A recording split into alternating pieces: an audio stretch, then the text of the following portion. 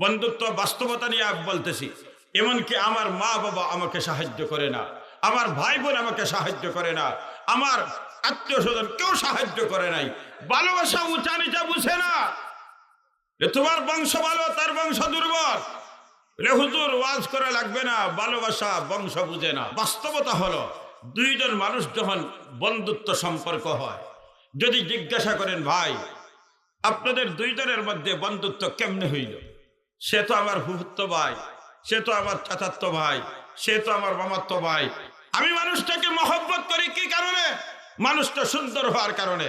কারণ আমার চোখের মধ্যে গোটা পৃথিবীতে তার চেয়ে সুন্দর আর কেউ নাই, বিদায় ওই সুন্দরের কারণে আমার দিলের ভিতরে মহব্বত। আমার আল্লাহ বলেন, কুল, হে নবী আপনি বলুন, ১৫০০ বছর পূর্বে আমার আল্লাহ ঘোষণা দিলেন, জিম্মাদারি দিলেন নবীজিকে। ১৫০০ বছর নয়, কিয়ামত পর্যন্ত যারা আসবে সবাইকে সম্বোধন করে আমার নবীকে জিম্মাদারি দিলেন।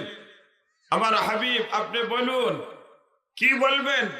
ইন কুনতুম তুহিব্বুনাল্লাহ, যদি তোমরা আল্লাহর সাথে ভালোবাসার সম্পর্ক রাখতে চাও, আল্লাহর সাথে মহব্বতের সম্পর্ক রাখতে চাও, আল্লাহর প্রিয় বান্দাবান্দি হতে চাও, তাহলে বাইপাসে হওয়া যায় না, ডাইরেক্ট হওয়া যায় না, বরং একটা গাইডলাইন দিলেন কেমনে আল্লাহর প্রিয় বান্দা হওয়া যায়, কেমনে আল্লাহর প্রিয় বান্দি হওয়া যায়, কেমনে আল্লাহর সাথে ভালোবাসার সম্পর্ক স্থাপন করা যায়। আমার আল্লাহ জানাই দিলেন, হাবিব আপনি বলুন, ফাত্তাবিউনি, আমার অনুসরণের মাধ্যমে, আমার অনুকরণের মাধ্যমে, আমার আদর্শ গ্রহণের মাধ্যমে আল্লাহর প্রিয় বান্দা হওয়া যায়, আল্লাহর প্রিয় বান্দি হওয়া যায়, আল্লাহর সাথে প্রেম প্রীতি ভালোবাসার সম্পর্ক স্থাপন করা যায়। যদি নবীর আদর্শ গ্রহণ করা যায়, নবীর অনুসরণ করা যায়, নবীর অনুকরণ করা যায়, তাহলে লাভ হবে দুইটা। লাভ কয়টা হবে? বলেন, জবান খুলে বলেন, লাভ কয়টা? কারণ আমরা লাভ ছাড়া তো একটা কদমও দেই না। বিদায় লাভ আমার আল্লাহ সাথে বলেন লাভ দুইটা। এক নম্বর লাভ, ইউহিব্বুকুমুল্লাহ, তোমাদেরকে প্রিয় বান্দা বান্দি হিসাবে আল্লাহ কবুল করে নেবেন, আল্লাহর প্রিয় বান্দি হিসাবে আল্লাহ গ্রহণ করে নেবেন, আল্লাহর সাথে প্রেম প্রীতি ভালোবাসার সম্পর্ক হয়ে যাবে। দুই নম্বর লাভ, আল্লাহ বলেন, ওয়াগফির লাকুম যুনুবাকুম, আমার গোলাম বান্দি আমার হাবিবে কিবরিয়ার যদি অনুসরণ করতে পারো, আমি আল্লাহ দুইটা পুরস্কার দেব। এক নম্বর পুরস্কার ভালোবাসার সম্পর্ক হয়ে যাবে, দুই নম্বর পুরস্কার জীবনের সকল গুনাহ মাফ করে দিব। এখন প্রশ্ন থাকতে পারে, সুনামগঞ্জ সদরের আব্দুল্লাহর মনে মনে আসতে পারে, আমি তো গুনাহ তো একটা করি নাই, আমি তো হাজার হাজার গুনাহ করেছি, আমি তো মানুষ হত্যা করেছি, আমার ভাইয়ের সম্পদ দখল করেছি, আমার বোনের সম্পদ দখল করেছি, আমি কত মিথ্যা কথা বলেছি, আমি মিথ্যা সাক্ষ্য দিয়েছি, আমি মিথ্যা রায় দিয়েছি, আমি মিথ্যা বিচার করেছি, এভাবে কত কত গুনাহ আমি করেছি। এই গুনাহগুলি আল্লাহ কেমনে ক্ষমা করবেন? আমার আল্লাহ জানাই দিলেন, বান্দা বান্দিরে, এই সুনামগঞ্জ সদরের মুসলমান, আমার আল্লাহ জানাই দিলেন, তোমরা গুনার হিসাব করো না, গোটা পৃথিবী যদি গুনায় ভর্তি করে দাও, এরপরেও আমি আল্লাহ গুনাহ ক্ষমা করতে পারি, কারণ আমার নাম হলো গফুর, আমি হলাম ক্ষমাশীল, আমি হলাম দয়াল। এবার নবীজি বলেন, মান আহাব্বা সুন্নতি ফাকাদ আহাব্বানি ওয়া মান আহাব্বানি কানা মাই ফিল জান্নাহ। হাবিবে কিবরিয়া বলেন, আমার উম্মত, আমার উম্মত ১৫০০ বছর পরে ২০২৪ সালের আমার উম্মত রে, আমি নবীর সুন্নত গ্রহণ করবে, আমি নবীর আদর্শ গ্রহণ করবে, আমার আদর্শ গ্রহণ করবে, আমার আদর্শকে ভালোবাসবে, যেন আমি নবীকে ভালোবাসলে। সুবহানাল্লাহ। নবীর আদর্শ গ্রহণ করবে, যেন নবীকে মহব্বত করলো। আর নবীজি বলেন, আমার উম্মত রে, তুই যদি আমাকে ভালোবাসস, তাহলে মনে রাখ, কানা মাই ফিল জান্নাহ। যেই দিন আবু বকর, ওমর, উসমান, আলী, লক্ষাধিক সাহাবীরা আমার সাথী হইয়া জান্নাতে যাবে, ওই দিন ১৫০০ বছর পরেও তুমি দুনিয়াতে আসলে তুমি আমার সাথী হইয়া জান্নাতে যাবে। আমরা দেখি একজন মানুষের আদর্শ যদি গ্রহণ করতে হয়, আমাদের দেশে কত নেতা দুনিয়াতে চলে গেছেন, যারা দুনিয়া থেকে ৩০-৪০ বছর আগে গেছে, এরপরেও তাদের আদর্শ এই জমিনে আসে না নাই? জবান খুলে বলেন আসে না নাই? বঙ্গবন্ধু মারা গেছেন ৭৫ সালে, আজকে ২০২৪ সাল, এখনো বঙ্গবন্ধুর নাম এই জমিনে আসে না নাই? কত মানুষ বঙ্গবন্ধুর আদর্শ লালন করে, শহীদ জিয়ার আদর্শ লালন করে, প্রেসিডেন্ট এরশাদের আদর্শ লালন করে। আদর্শ কখন মানুষ গ্রহণ করে? যখন কলিজার ভিতরে মহব্বত হয়। কথা বলেন ঠিক না? আগে আগে ভিতরে, দিলের ভিতরে ভালোবাসা, ভালোবাসা যখন অন্তরে হয়ে যায় তখন ওয়াজ করা লাগে না। যার মহব্বত দিলের ভিতরে ঢুকে তার মাথায় যেমন চুল হয়, আমার মাথায় তেমন চুল হয়, তার পরনে যেমন পোশাক হয়, আমার পরনের সেই পোশাক গ্রহণ করতে আমার মন চায়। কথা বলেন ঠিক না? এই জন্য আওয়ামী লীগ যারা করছিল, এখন তো আর কেউ স্বীকার করে না আওয়ামী লীগ করি। কথা বলেন ঠিক না? এখন কেউ বলে না। তাদের নেতাদেরকে দেখলেই চিনা যায় যে সে আওয়ামী লীগের নেতা। কথা বলেন ঠিক না? কেন? তারা যার আদর্শ, যার মহব্বত দিলের ভিতরে, তার মতো চুল রাখতে চায়, তার মতো পোশাক পরতে চায়, তার মতো বক্তব্য দিতে চায়, তার মতো চলতে চায়, তার মতো রাজনীতি করতে চায়। কথা বলেন ঠিক না? তাহলে আদর্শ গ্রহণ করার আগে অন্তরে মহব্বত থাকতে হবে। অন্তরে মহব্বত বিহীন আদর্শ গ্রহণ করা যায় না। জোরে চাপাইয়ে যদি আপনার মাথায় দেওয়া হয়, জোরে চাপাইয়ে যদি আপনার শরীরে দেওয়া হয়, তো সামন থেকে দেওয়ার পরে মাথা খুলে যাবে, পোশাক খুলে যাবে, টুপি খুলে যাবে, কিন্তু অন্তরে যদি জায়গা হয়ে যায় তাহলে ঘুমাইতো তার মাথার মধ্যে ওই আদর্শ নিয়ে ঘুমাইবে, পোশাকে নিয়ে ঘুমাইবে, আরে তার জীবনের সব ক্ষেত্রে তার আদর্শ সে গ্রহণ করবে। তাই যদি হয় তাহলে দিলের ভিতরে মহব্বত আগে আসতে হবে। মহব্বত আসলে মাথায় জায়গা পাবে, মহব্বত আসলে শরীরে জায়গা পাবে, মহব্বত আসলে চলায় জায়গা পাবে। এই জন্য আমার নবী হাবিবে কিবরিয়া মুহাম্মদুর রাসূলুল্লাহ সাল্লাল্লাহু আলাইহি ওয়াসাল্লামের আদর্শ যদি গ্রহণ করতে হয়, আমার নবীর মহব্বত কলিজায় লালন করতে হবে। আমার নবীর মহব্বত যখন অন্তরে জায়গা হয়ে যাবে তখন মাথায় আমার নবীর আদর্শ সুন্নত জায়গা পাবে। আমার নবীর ভালোবাসা অন্তরে যদি জায়গা পায়, পোশাকে আমার নবীর আদর্শ জায়গা পাবে। আরে আমার নবীর মহব্বত যদি কলিজায় হয়, চলার পথে আমার নবীর আদর্শ গ্রহণ করবে। আরে আমার নবীর যদি মহব্বত অন্তরে জায়গা পায়, রাজনীতির ময়দানে আমার নবীর আদর্শ গ্রহণ করবে, ব্যবসার জগতে নবীর আদর্শ গ্রহণ করবে, আর ব্যক্তি জীবনে নবীর আদর্শ গ্রহণ করবে, পারিবারিক জীবনে নবীর আদর্শ গ্রহণ করবে, সব ক্ষেত্রে নবীর আদর্শ গ্রহণ করবে।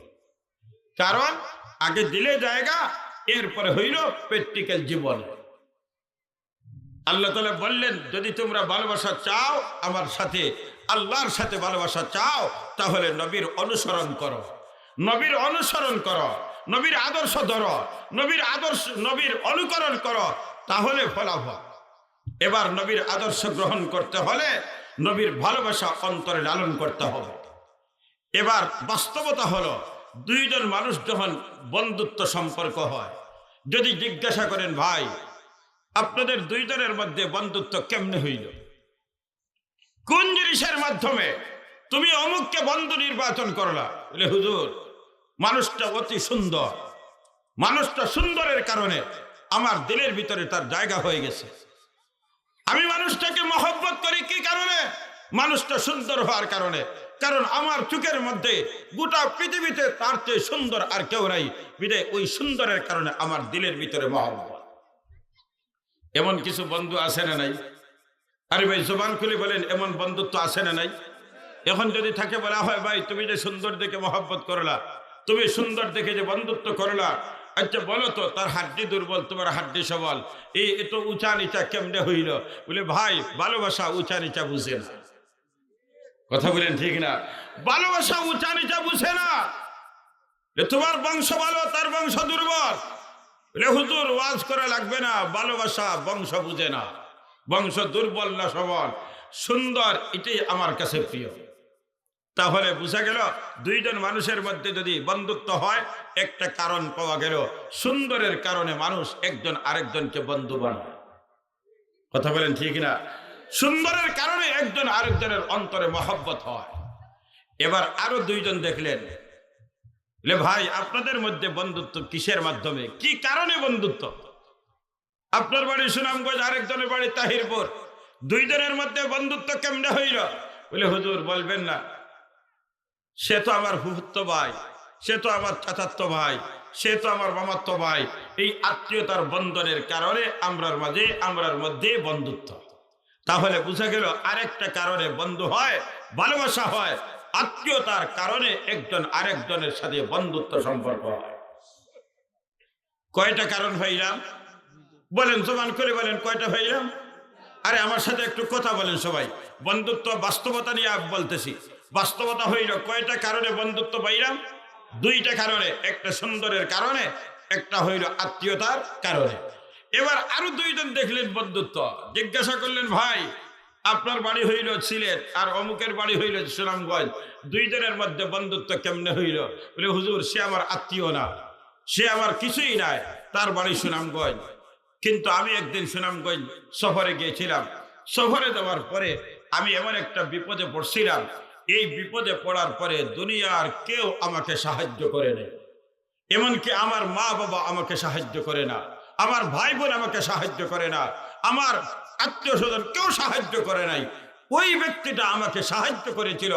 ওই দিন যদি ব্যক্তি যদি সাহায্য করতো না, তাহলে আমার অস্তিত্ব আজ থাকতো না।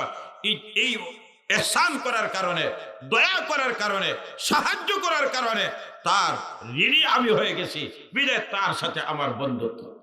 বলুন, সুন্দরের কারণে বন্ধুত্ব হইছে না, আত্মীয়তার কারণে বন্ধুত্ব হইছে না, ইহসানের কারণে বন্ধুত্ব হইছে। তাহলে কারণ কয়টা পাইলাম এই পর্যন্ত? তিনটা। এবার আসুন আরেকটা কারণে বন্ধুত্ব হয়, আরেকটা কারণে বন্ধুত্ব হয়। শেখ গাজীনগরী রাহিমাহুল্লাহ তাআলা মদফুনে মক্কা, আল্লাহ তাআলা হযরতের দরজাত বুলন্দ করে দেন। শেখ কাতিয়া নব্বরাল্লাহু মারকাদাহু,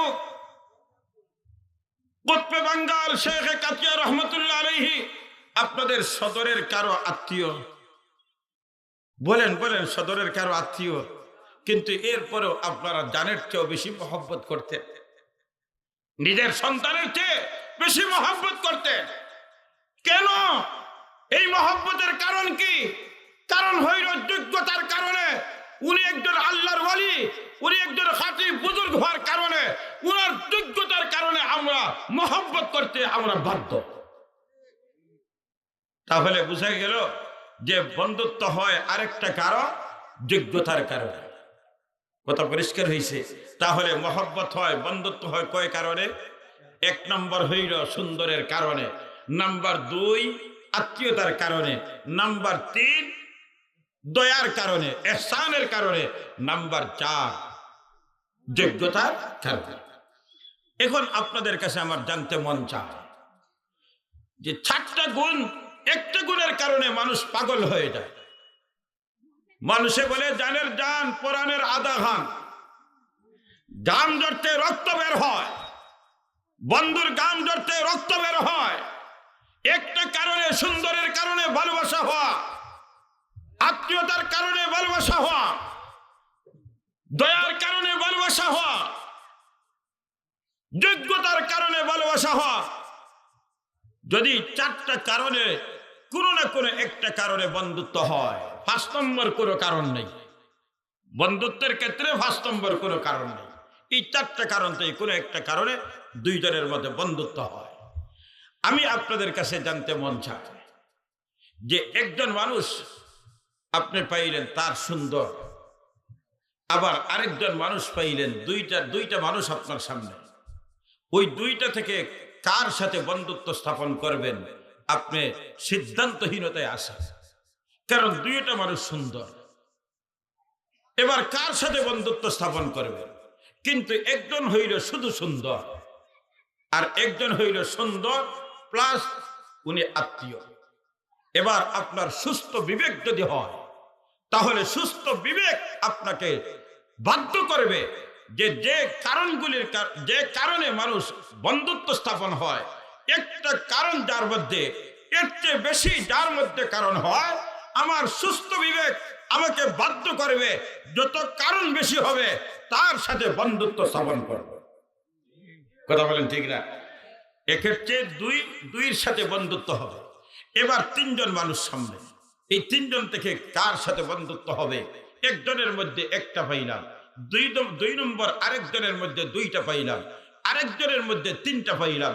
এই সুনামগঞ্জ সদরের মুসলমান, আপনাদের সামনে আমার প্রশ্ন হলো, আপনার যদি বিবেক সুস্থ বিবেক হয়, তাহলে বলুন কোন ব্যক্তির সাথে আপনার বন্ধুত্ব স্থাপন করবে? এক গুণওয়ালা, দুই গুণওয়ালা, তিন গুণওয়ালা, কোন ব্যক্তির সাথে বন্ধুত্ব স্থাপন করবে? তিন গুণওয়ালার সাথে বন্ধুত্ব স্থাপন। এবার আসুন, চারটা মানুষ এক সমান, কার সাথে বন্ধুত্ব করবেন? একজনের মধ্যে একটা গুণ, আরেকজনের মধ্যে দুইটা গুণ, আরেকজনের মধ্যে তিনটা গুণ, আরেকজনের মধ্যে চারটা গুণ। আপনার সুস্থ বিবেক কোন ব্যক্তির সাথে বন্ধুত্ব স্থাপন করতে বাধ্য করবে? জবাব দেন যদি আপনারা বুঝে থাকেন। চার গুণওয়ালা ব্যক্তির সাথে বন্ধুত্ব স্থাপন করতে আমি বাধ্য হব। তাহলে এবার আসুন, আসমানের নিচে জমিনের উপরে আদম পয়গম্বর থেকে নিয়ে কিয়ামত পর্যন্ত যত মানুষ এই জমিনে আসছিল, বর্তমানে আছে, কিয়ামত পর্যন্ত যারা আসবে, আমার আল্লাহ এই চার গুণ দিয়ে একজন মানুষকে আল্লাহ তৈরি করেছেন। তিনি আর কেউ না, তিনি হলেন আমার আপনার নবী ইমামুল আম্বিয়া মুহাম্মদুর রাসূলুল্লাহ সাল্লাল্লাহু আলাইহি ওয়াসাল্লাম। যেমন সুন্দর, তেমন আমার আপনার আত্মীয়তার বন্ধন, তেমন ইহসান এবং দয়ার সম্পর্ক, তেমন যোগ্যতার ক্ষেত্রে আসমানের নিচে জমিনের উপরে আল্লাহ তাআলা সুবহানাহু ওয়া তাআলার পরে সবচেয়ে যোগ্যতার ক্ষেত্রে তিনি হলেন আপনার আমার নবী মুহাম্মদুর রাসূলুল্লাহ সাল্লাল্লাহু আলাইহি ওয়াসাল্লাম। যদি একটা গুণের কারণে মানুষ পাগল হয়ে যায়, একটা গুণের কারণে যদি বন্ধুত্ব স্থাপন করতে বাধ্য হয়ে যায়, চারটা গুণ যদি একজন ব্যক্তির মধ্যে থাকে, তাহলে আমার সুস্থ বিবেক আমাকে বাধ্য করবে তার সাথে সম্পর্ক স্থাপন করা। যদি এই সম্পর্ক স্থাপন করতে যদি আপনার বিবেক আপনাকে বাধ্য করে না, তাহলে বোঝা যাবে যে আপনার বিবেকের মধ্যে সমস্যা। আপনার বিবেক সুস্থ নয়, কারণ আপনার বিবেক সঠিক সমাধান দিতে পারে না। এবার আসুন, আমার নবী হাবিবে কিবরিয়া ইমামুল আম্বিয়া মুহাম্মদুর রাসূলুল্লাহ সাল্লাল্লাহু আলাইহি ওয়াসাল্লামের মধ্যে চারটা গুণ কেমন দিয়েছেন আমার আল্লাহ। এক নম্বরে যদি আসেন আমার নবীর সুন্দরের কথা, তাহলে আমরা তো এই যুগের মানুষ আমার নবীকে স্বচক্ষে দেখি নাই, আমাদের আগেররাও দেখে নাই, তাবে দেখেন নাই। দেখছেন কারা? সাহাবায়ে কেরাম। একমাত্র সাহাবায়ে কেরাম স্বচক্ষে নবীজিকে দেখেছেন। এবার তাবিনরা যদি আমার নবীর সৌন্দর্য বর্ণনা করে, 2024 সালের আমরা যদি নবীর সৌন্দর্য বর্ণনা করি, তাহলে এই বর্ণনার মধ্যে বাড়াবাড়ি হতে পারে, ছাড়াছাড়ি হতে পারে। কিন্তু সাহাবায়ে কেরাম যারা নিজ চোখে নবীজি দেখছেন, তারা যদি সৌন্দর্যের কথা বলে, তাহলে বোঝা যাবে পারফেক্ট সৌন্দর্যটার বিবরণ দিছেন। এবার আসেন দুইজন সাহাবীর বর্ণনা বলি। একজন হলেন নবীজির সাহাবী হযরত জাবির রাদিয়াল্লাহু তাআলা আনহু। হযরত জাবির রাদিয়াল্লাহু তাআলা আনহু বলেন, এ দুনিয়ার নবীর উম্মতরা শোনো, আমার নবী কত সুন্দর ছিলেন, কত সুন্দর ছিলেন। 1 তারিখ থেকে 3 তারিখ পর্যন্ত চাঁদের নাম হলো হিলাল। 4 তারিখ থেকে 13 তারিখ সন্ধ্যা পর্যন্ত চাঁদের নাম হলো কমর। আর 13 তারিখ দিন যাওয়ার পরে রাত্রে আকাশে যে চাঁদ উঠে, ওই চাঁদের নাম হলো বদর। তাহলে চাঁদের 3টা নাম, একটা হইল হিলাল, একটা হইল কমর, একটা হইল বদর। 14 তারিখের আকাশের চাঁদটা হলো পূর্ণিমার চাঁদ, গোটা পৃথিবী আলোকিত করে দেয়। কত সুন্দর, কত সুন্দর। জাবির রাদিয়াল্লাহু তাআলা আনহু বলেন, পূর্ণিমার রজনী ছিল আমার নবী, মায়ার নবী, বিশ্ব নবী রাহমাতুল লিল আলামিন মসজিদে নববীর মধ্যে বিশ্রামে নবীজির পবিত্র দেহের মধ্যে একটা চাদর ছিল। চাদরটার রং ছিল কালো, কিন্তু তার মোড়াটা ছিল গোল্ডেন কালার, সোনালী কালার। কত সুন্দর লাগে। এবার নবীজির শরীর মুবারকের মধ্যে চাদরটা, এবার এই চাদরটা দেওয়ার কারণে নবীজির চেহারাটা পরিষ্কার এমন ভাবে হয়েছে যে একবার পূর্ণিমার আকাশের পূর্ণিমার চাঁদের দিকে তাকায়, আর একবার জমিনের পূর্ণিমার চাঁদের চেহারার দিকে তাকায়, আবার আকাশের পূর্ণিমার চাঁদের দিকে তাকায়, জমিনের পূর্ণিমার চাঁদের চেহারার দিকে তাকায়। আমি সিদ্ধান্ত নিতে পারি না আকাশের পূর্ণিমার চাঁদ সুন্দর না জমিনের পূর্ণিমার চাঁদ সুন্দর। জাবির রাদিয়াল্লাহু তাআলা বলেন, ও দুনিয়ার মুসলমান, আমি কসম করে বলতে পারি আকাশের পূর্ণিমার চাঁদের সুন্দরের চেয়ে আমার জমিনের পূর্ণিমার চাঁদ সুন্দর বেশি। আরো আস্তে সুবহানাল্লাহ বলেন। না না, এটা তো হইলো ঠান্ডার সুবহানাল্লাহ, একটু গরমের সুবহানাল্লাহ বলেন। না, গরমের সুবহানাল্লাহ এইভাবে হাত গুছাইয়া গুজাইয়া এইভাবে হবে না। দুইটা হাত উঁচু করেন, বাইর করেন, দুইটা হাত বাহির করে বলেন সুবহানাল্লাহ। আর একটু আমাদের বলেন সুবহানাল্লাহ। আর মহব্বতে বলেন আল্লাহু আকবার। আর জোরে বলেন আল্লাহু আকবার। কষ্ট হইছে, কষ্ট হইছে, কারণ এই জবান দিয়েছেন কে? এই জবানে উচ্চারণ হবে কার নাম? এই যে আওয়াজ দিছে না বাড়িয়ে করে, যারা বিশ্বনাথ গিয়া কমলের তলে ঢুকেছেন, ইলে ওয়াজও মানুষ নাই, এখন গল্লা খাইবা। কথা বলেন ঠিক না? যে তুমি তো বললে ওয়াজও মানুষ নাই, এখন দেখি সারা দেশ হলো ওয়াজে। যা উঠো ওয়াজে দাও। তকবীরে লাভ হইছে না ক্ষতি হইছে? তাহলে জাবির রাদিয়াল্লাহু তাআলা আনহু সাহাবী, নবীজির দলিলুল কদর সাহাবী, বলেন পূর্ণিমার আকাশের পূর্ণিমার চাঁদের চেয়ে আমার জমিনের পূর্ণিমার চাঁদ সুন্দর, কম না বেশ?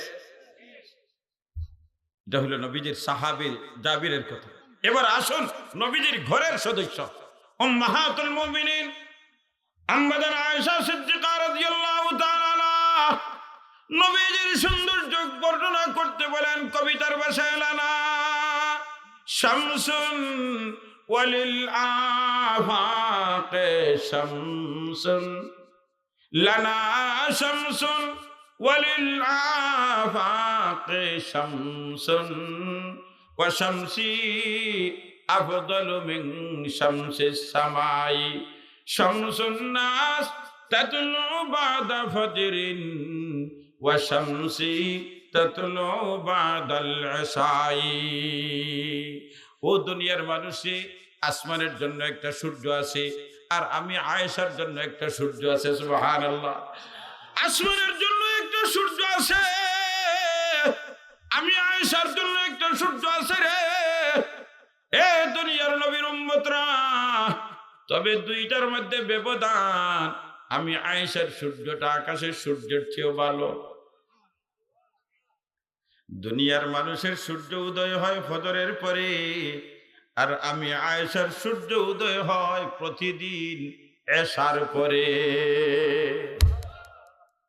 আম্মা জান আয়েশা সিদ্দিকা রাদিয়াল্লাহু তাআলা আনহা জুলাইখার তিরস্কারকারিণী মহিলা যারা মিশরের ছিল, ইউসুফ পয়গম্বরের সৌন্দর্যের উপর আকৃষ্ট হইয়া জুলাইখা তো পাগল পারা হয়ে গেছেন। কত সুন্দর ইউসুফ পয়গম্বরকে আল্লাহ দিলেন। যখন আমার নবী মেরাজের রজনী ইউসুফ পয়গম্বরের সাথে মুলাকাত হইল, দেখতে পান যে গোটা দুনিয়ার সৌন্দর্যকে আমার আল্লাহ দুই ভাগ করেছেন। একটা ভাগ ইউসুফ পয়গম্বরের জন্য দান করেছেন। সুবহানাল্লাহ। এত সুন্দর ইউসুফ পয়গম্বর জুলাইখা সুন্দরের আকৃষ্ট হইয়া পাগল হয়ে গেলেন। জুলাইখা তো ছিল প্রধানমন্ত্রীর বিবি, এই জন্য ইউসুফ পয়গম্বর গোলাম হিসাবে জুলাইখার গরি।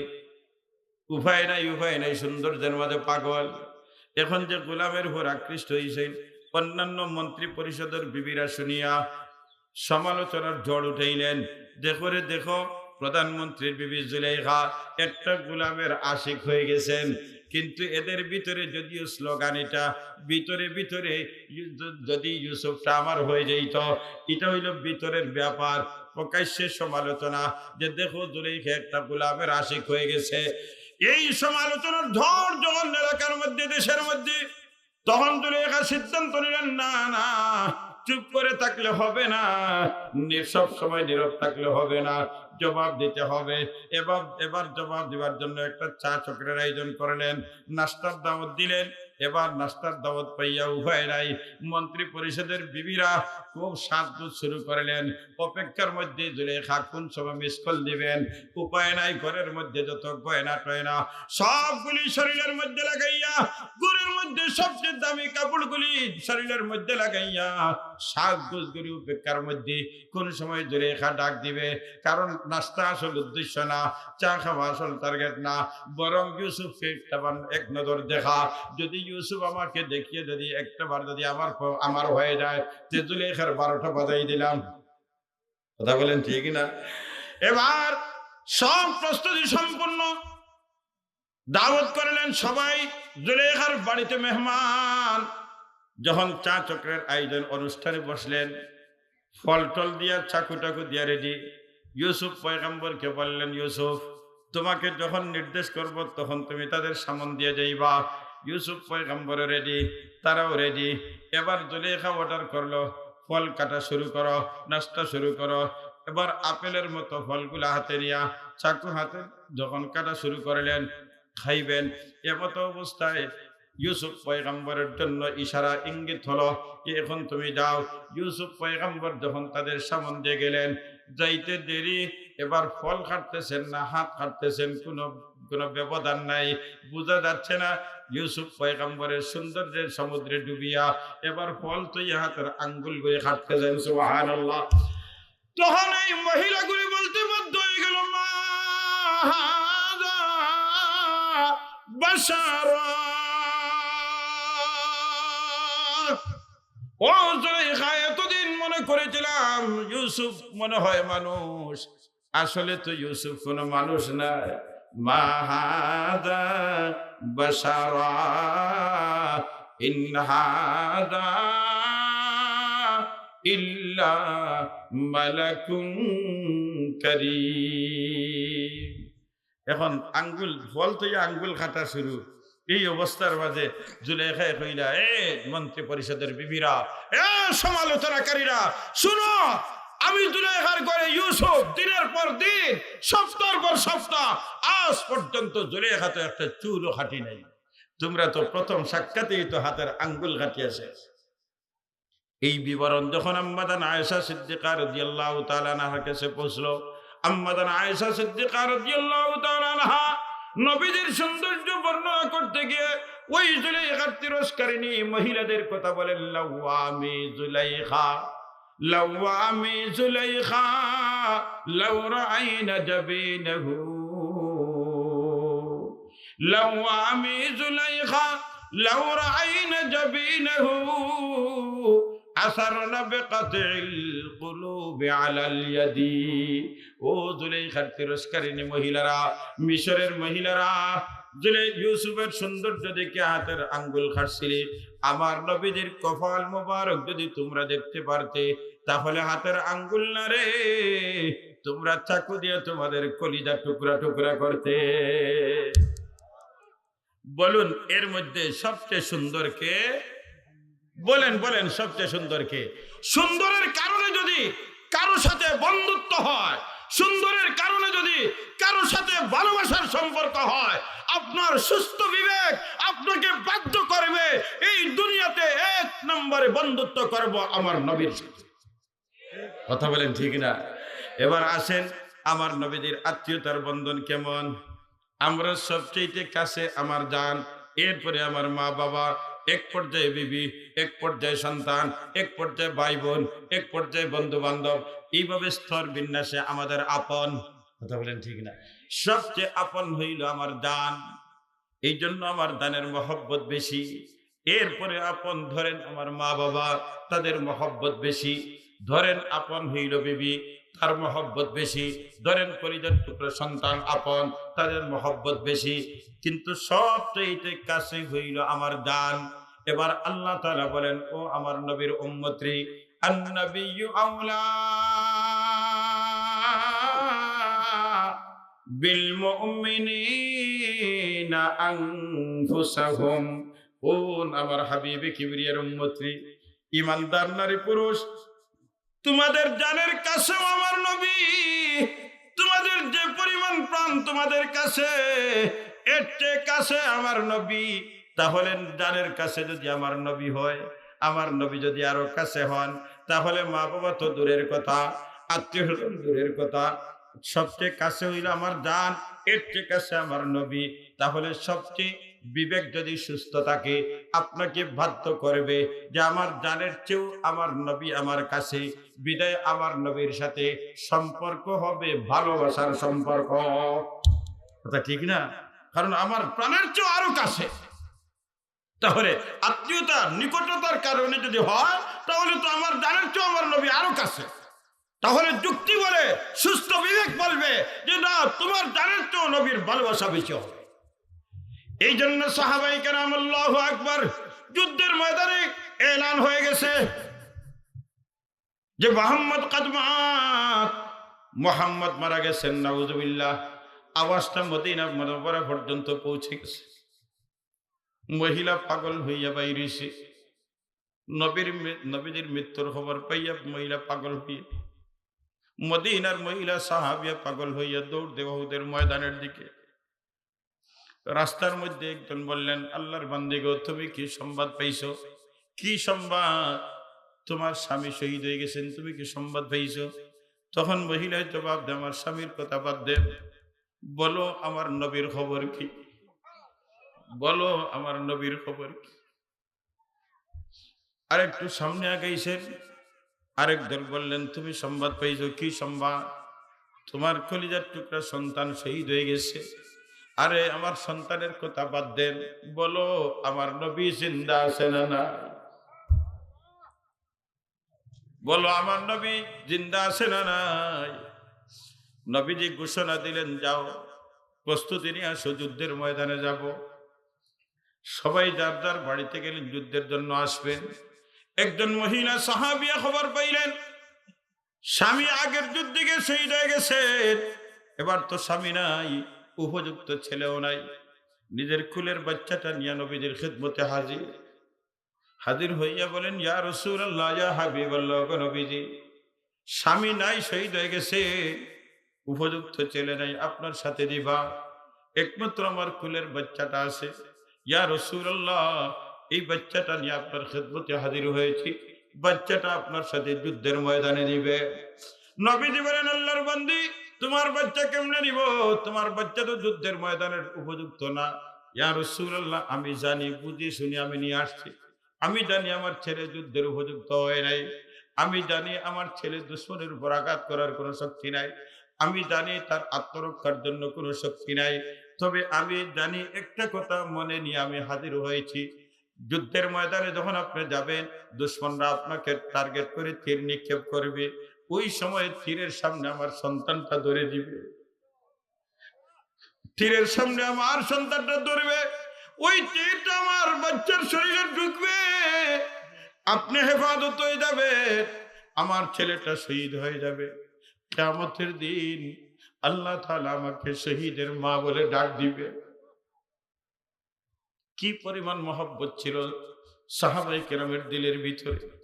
আন-নাবিয়্যু আওলা বিল মুমিনিনা আনফুসাহুম। আল্লাহ তাআলা জানাই দেন, ও আমার ঈমানদার নারী পুরুষে, তোমাদের প্রাণের চেয়ে আরো কাছে আমার নবী। তাহলে প্রাণের চেয়ে নবীর মহব্বত বেশি হবে না কম হবে? জবান খুলে বলেন, জবান খুলে বলেন। হাসরের ময়দানে, হাসরের ময়দানে যেই দিন একজন আরেকজন থেকে পলায়ন করবে, আমার আল্লাহ বলেন, ইয়াউমা ইয়াফিরুল মারউ মিন আখিহি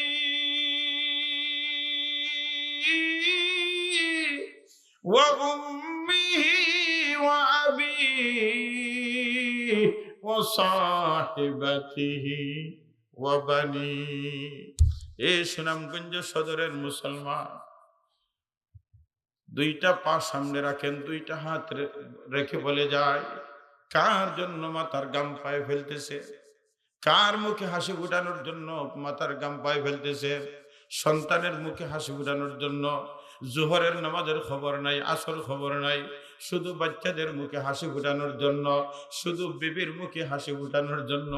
আমার আল্লাহ বলেন, স্মরণ করো ওই দিন কি, যেই দিন তোমার সন্তান তোমার থেকে পলায়ন করবে, তোমার বিবি তোমার থেকে পলায়ন করবে, তোমার মা বাবা তোমার থেকে পলায়ন করবে, বন্ধু বন্ধু থেকে পলায়ন করবে, কেউ কার কাছে আসবে না। কিন্তু ওই সময় একজন শুধু থাকবেন, তিনি হলেন আমার নবী মুহাম্মদুর রাসূলুল্লাহ সাল্লাল্লাহু আলাইহি ওয়াসাল্লাম। সবাই বলবেন, ইয়া রাব্বি নফসি, ইয়া রাব্বি নফসি, ইয়া রাব্বি নফসি। আদম পয়গম্বর বলবেন, ইয়া রাব্বি নফসি। নূহ পয়গম্বর বলবেন, ইয়া রাব্বি নফসি। ইব্রাহিম খলিলুল্লাহ বলবেন, ইয়া রাব্বি নফসি। মুসা পয়গম্বর বলবেন, ইয়া রাব্বি নফসি। ঈসা পয়গম্বর বলবেন, ইয়া রাব্বি নফসি। আল্লাহ আমার, ও রব আমার কি হবে? ইয়া আল্লাহ আমার কি হবে? একটা আওয়াজ হাসরের ময়দানে থাকবে, ইয়া রাব্বি উম্মতি, ইয়া রাব্বি উম্মতি, ইয়া রাব্বি উম্মতি। ও আল্লাহ আমার উম্মতের কি হবে? ও আল্লাহ আমার উম্মতের কি হবে? ও আল্লাহ আমার উম্মতের কি হবে? এ তো দরদি নবী রাহমাতুল লিল আলামিন বলেন, আপনার সন্তানের চেয়ে মহব্বত বেশি হওয়ার দরকার না? দরকার না? আপনার জানার চেয়ে মহব্বত বেশি হওয়ার দরকার। আমার আল্লাহ দাঁড়াই দিলেন তোমার প্রাণের চেয়ে আর কাছে। তাহলে সুন্দরের জন্য আমার নবী এক নাম্বার, নিকটতার ক্ষেত্রে আমার নবী এক নাম্বার। কথা বলেন ঠিক না? এবার ইহসানের কথা যদি ধরেন, ইহসানের কথা যদি ধরেন, দয়ার কথা, তাহলে এই পৃথিবীর মধ্যে জন্ম থেকে নিয়ে মৃত্যু পর্যন্ত, শুধু নয় জান্নাত পর্যন্ত, একমাত্র ইহসান হলো আমার নবী। কারণ আমার নবীর জন্য এই গোটা পৃথিবী আল্লাহ বানাইছেন, আমাকেও আল্লাহ বানাইছেন, আদম নবীকেও বানাইছেন, লক্ষাধিক নবী রাসূলকেও বানাইছেন, জান্নাত জাহান্নাম বানাইছেন। তাহলে আমার নবী যদি এই জমিনে আসা সিদ্ধান্ত হইত না, তাহলে আপনাকেও আল্লাহ বানাইতেন না, আমাকেও আল্লাহ বানাইতেন না। তাহলে আমার আসার মূলে হইল আমার নবী। কথা বলেন ঠিক না?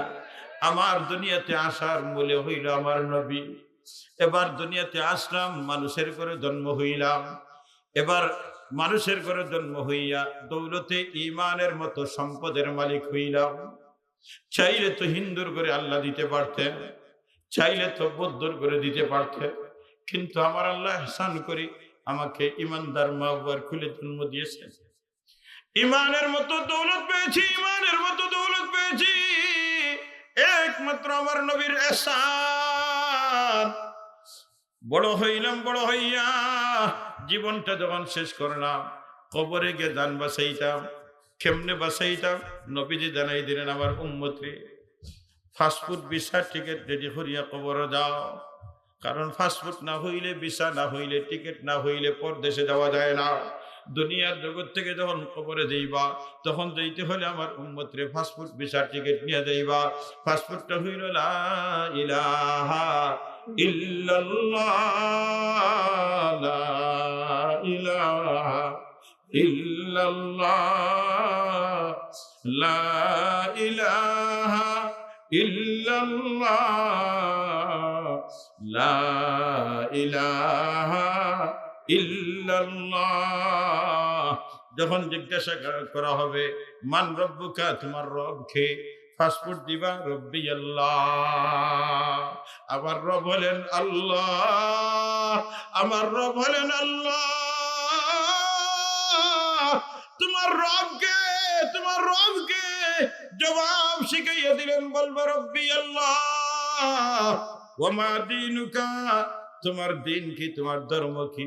বলে আমার ধর্ম হলো দীনুল ইসলাম। ইসলাম ধর্ম তো পাইছি নবীর ইহসান, ইসলাম ধর্ম পাইছি নবীর ইহসান। 3 নম্বরে বলবেন মানহা দাররুজুল্লাযী বুইসা ফীকুম। ও যে দেখো, উনাকে চিনো কি চিনো না? বলে হ্যাঁ চিনব না কেমনে? চিনব না কেমনে? উনি বলেন হাদা নবিয়ুনা মুহাম্মাদুন সাল্লাল্লাহু আলাইহি ওয়াসাল্লাম। হাসরের ময়দানেও নবীর ইহসান, জান্নাতে যাওয়ার পরেও নবীর ইহসান। দুনিয়ার সামান্য ইহসান করলে তার গোলাম হয়ে যায়, আর আমার দুনিয়াতে আগমন থেকে নিয়ে জান্নাত পর্যন্ত ইহসান কার? বলেন, জবান করে বলেন কার? নবীর ইহসান। এবার ইহসানও পাইলাম। ইহসানের কারণে যদি বন্ধুত্ব হয় তাহলে এক নম্বরে আমার নবী। যদি সুন্দরের কারণে বন্ধুত্ব হয় এক নম্বরে আমার নবী। যদি দেখা যায় নিকটতার কারণে হয় তাহলে এক নম্বরে আমার নবী। এবার রইল যোগ্যতার কারণে। আল্লাহু আকবার। যোগ্যতার কথা বলার আগে ছোট্ট একটা ঘটনা বলি। শেখুল ইসলাম আল্লামা মুজাহিদ বয়মপুরী রহমতুল্লাহ আলাইহি ওই যুগে 70 ইংরেজি পর্যন্ত অর্থাৎ 20 শতাব্দীর সবচেয়ে বড় আলিম বাংলাদেশের ছিলেন শেখুল ইসলাম। আমাদের সিলেট থানাঘাট উপজেলার বয়মপুর এলাকার মধ্যে একজন আলিম ছিলেন, যার নাম হলো মুজাহিদ আলী। শেখুল ইসলাম আল্লামা মুজাহিদ বয়মপুরী রহমতুল্লাহ আলাইহি যে রাত্রে ইন্তেকাল করেন, ওই রাত্রে রানাফিং মাদ্রাসা, হয়তো নাম শুনেছেন আপনারা, রানাফিং মাদ্রাসার প্রতিষ্ঠাতা শেখুল হাদিস মুহতামিম আল্লামা রিয়াসত আলী শেখ চৌধুরী রহমতুল্লাহ আলাইহি রানাফিং এলাকার একজন মানুষ। রানাফিং আর বয়মপুরে 30 কিলোমিটার দূরত্ব। ওই সময় তো যোগাযোগ ব্যবস্থা এমন ছিল না, কোনো খবর দেওয়া নেওয়ার কোনো সুযোগ এমন ছিল না। আর আগের দিন কুরবানির গরু জইছেন, পরের দিন হইল ঈদ কোরবানির দিন, রাত্রে 2টায় বেতায় ধরছে, আর এরপরেই মারা গেছেন। ঈদের নামাজের পরে জানাজা হয়েছে, কেউ জানে না, খবর ওইদিকে আসে নাই।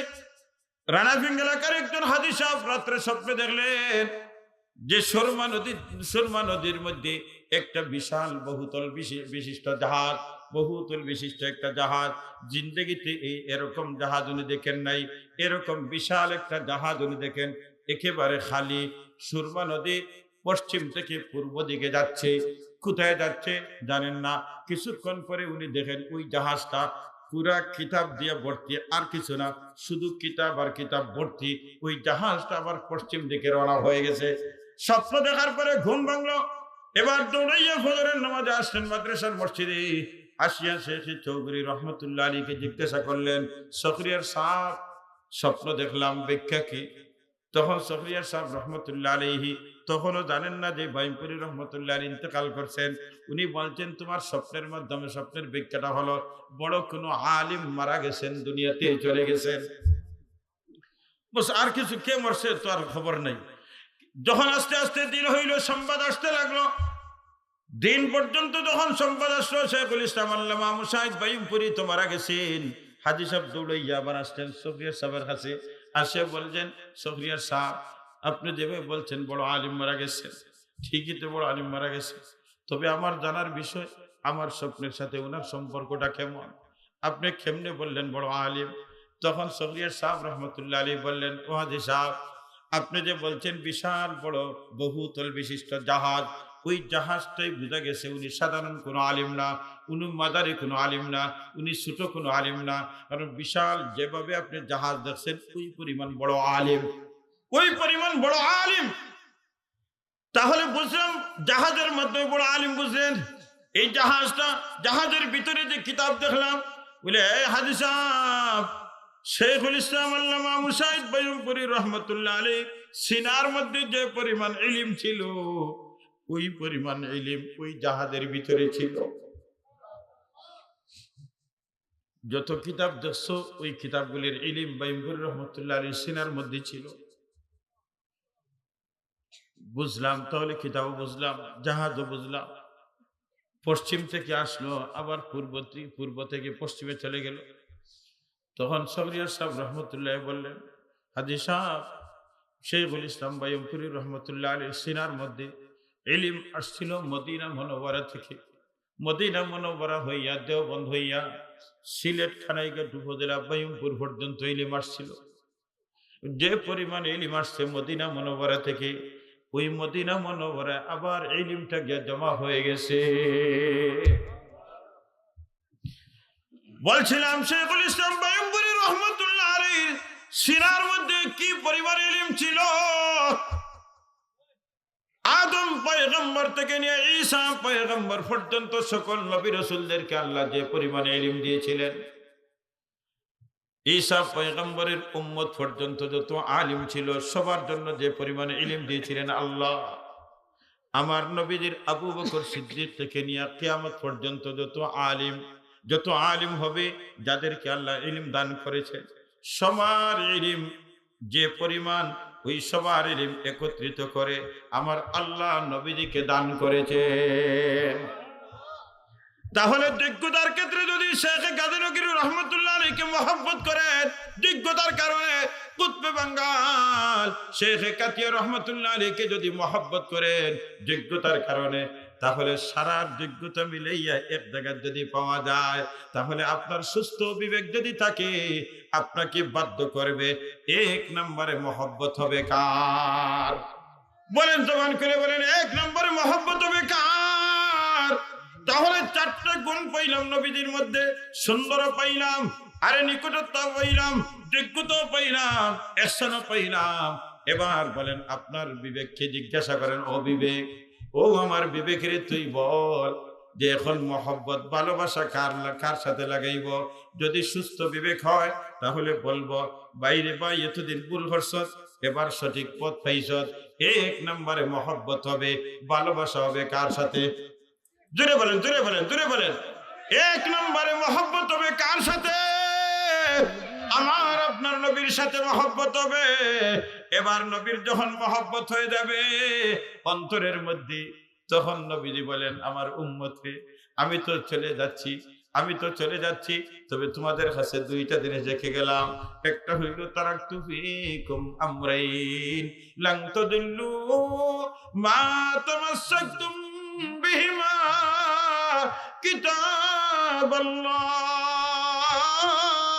ওয়া সুন্নাত রাসূলি।